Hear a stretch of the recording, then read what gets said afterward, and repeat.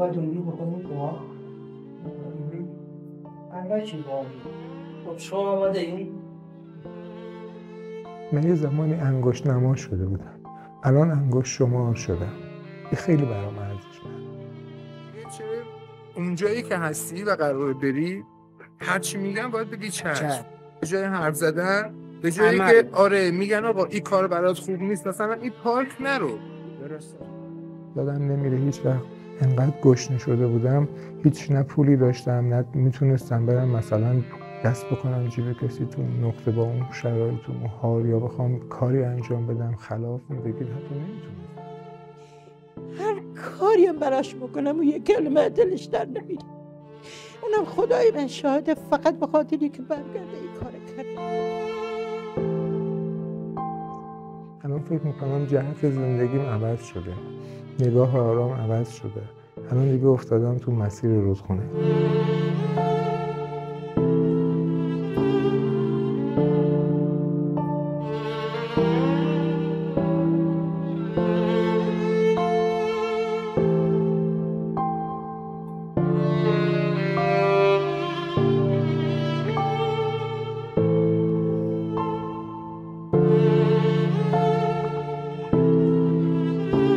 منت خدایی را عزوجل که طاعتش موجب قربت است و به شکر اندرش مزید نعمت.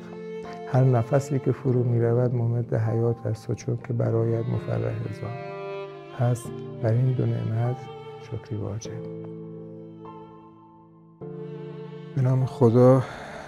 آرام هستم، یک خدمتگزار و جا داره که از خدای عزیز و مهربان و بخشنده تشکر کنم بابت همه نعمت‌هایی که به من داده و از خدای مهربان میخوام که هیچ وقت من به حال خودم رها نکنه. چرا رها نکنه؟ برای اینکه هر زمان که آرام با نفس خودش و بر اساس اون نقص‌ها و ایرادهای خودم خواستم زندگی بکنم، عنان و اختیار زندگی من از دست من خارج شد و مثال بارزش هم این 17 سال گذشته، یعنی 17 سالی که من در عذاب بودم، نمونه بارز همین دور بودن از خدای عزیز بود.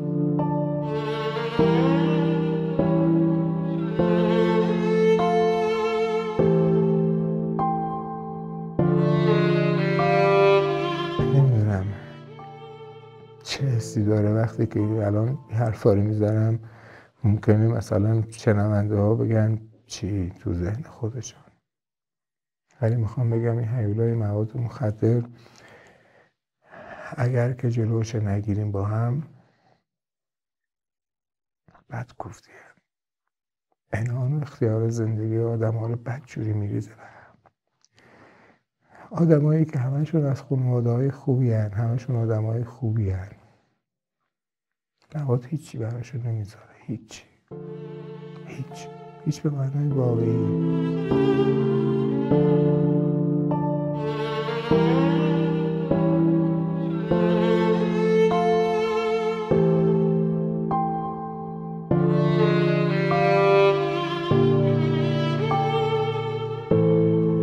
گاهی وقتا فکر میکنم که برمیگردم به گذشته، اون باورهای غلط من باعث میشد که من به این مصرف مواد دامن بزنم. این که مثلا پیش دوستام کم نیارم، این که مواد بزرگیه، این که فلان ماده مخدر اشکالی نداره مصرفش، مثلا الکل سر من بالا میگیره، مخدر سر من، دود سر من پایین میندازه. اینا باورهای غلطی بود که متاسفانه خیلی وقتا به من حاکم میشد و الان هم تو بخشی از کارم وقتی که مشاوره میکنیم با بچه ها میبینم که همین هم به خیلی از جوانای ما حاکم.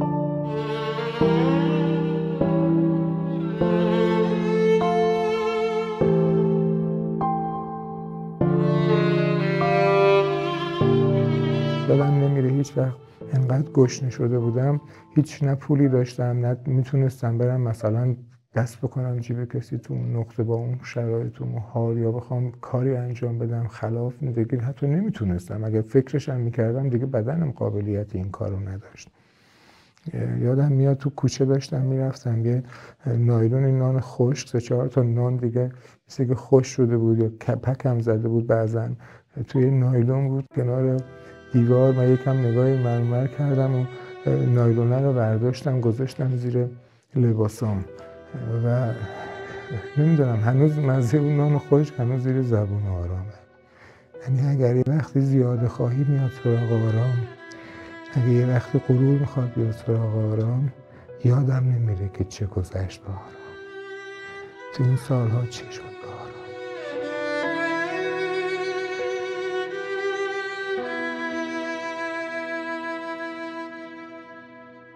نتیجه این شد که آرامی که خب رشته مهندسی زمینشناسی دانشگاه اصفهان بود، خراسان اصفهان بود، نتونستم درسم تموم کنم.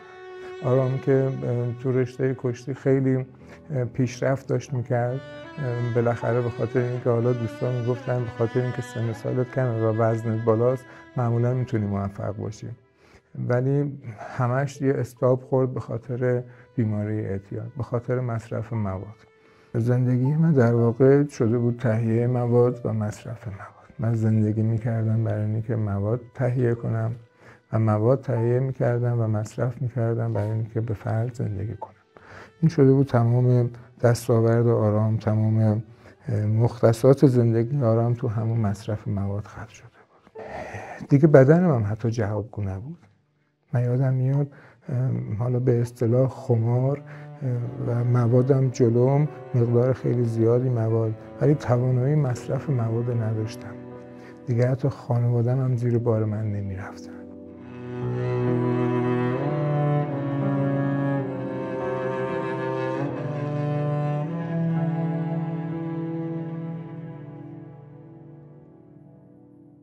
مادری بودم که همیشه سرآمد خانواده هام بودم، چه از طرف خانواده خودم و شوهرم. اولین بچه‌ای که رفت دانشگاه بچه من بود، تو خانواده خودم و شوهرم. پسرم خیلی فعال بود، خیلی زرنگ بود، سرآمد بود. دانشگاه رفت. بعد از دانشگاه من میرفتم به سر میزدم. زمانی که متوجه شدم دیدم نه، پسرم درسش رها کرده، دیگه درسش ادامه نداده. از اون زمان بدبختی‌های من شروع شد که از ناحیه برادر، خواهر کنایه بهم زدن، سرکوف زدن. حتی یکی از بستگان که فوت کرده بود تو فاتحه به من سرکوف زدن. کاره بچهش معتاده. هیچ کمبودی برای بچم نذاشته بودم، نه از نظر مادی نه معنوی. هیچ کمبودی خدایی نذاشتم براش.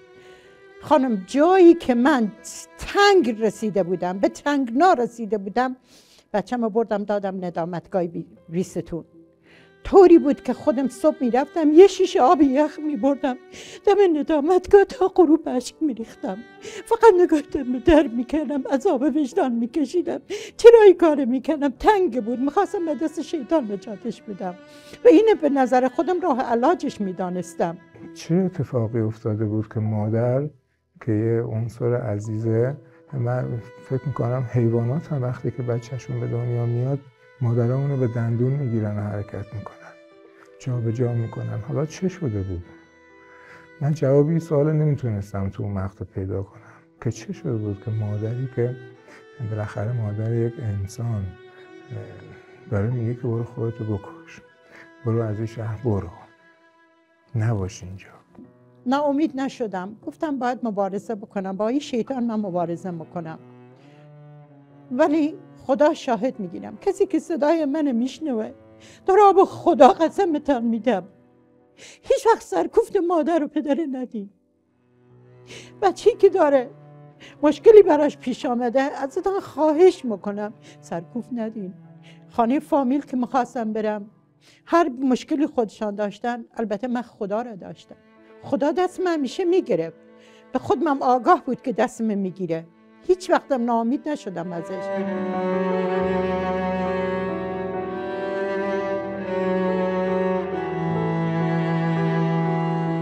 در زندگیم یه حرکت منفی برای پسرم داشتم، اونم منفی نبود، خواستم امتحانش کنم. دم در که آمد از راش ندادم. فقط اونم به خاطر اینه که گفتم یا بمیره یا خوب بشه. با حالت گریه که تمام صورتش هم زخم شده بود از بس که شیون کرده بود، به من گفت که بهتره که یا از این شهر بری یا بری خودتو بکشی. سر و پا میره که خودشو بکشه. من اقدام به خودکشی کردم تو اون موقع. تمام رگ دستامو میزدم، تمام قرص میخوردم، سم میخوردم، هیچ وقتم موفق به انجام این کار نمیشد. آمدم این کارو کردم، گفتم شاید ناامید بشه از من، این هی من امید خودش میدانه دیگه، من زیر پروبالش نگیرم، شاید تو سرش بخوره، پشیمان بشه، بره ترک بکنه، مثلا بیاد خودش. من به خاطر اینکه فرمانده من، به خاطر اینکه رهبر من تو اون نقطه مواد مخدر بود، من نمیفهمیدم این چی داره میگه و همش تفکر من برای بود که خب میخوای من از خونه بکنی بیرون، باشه من خودم میرم. و نتیجهش هم شده این که بیشتر از 2 سال من بدون اینکه حتی اطلاعی بدم که کجا هستم ول کردم رفتم. هر کاری هم براش میکنم اون یک کلمه دلش در نمیره. اونم خدای من شاهده، فقط به خاطری که برگرده این کار کردم، نخواستم. هیچ وقت من دلش در نمیره. این همه دوندگی براش میکنم، شب و روز سر نماز دعاش میکنم، ولی باز اون خیلی درد میکنه خودم.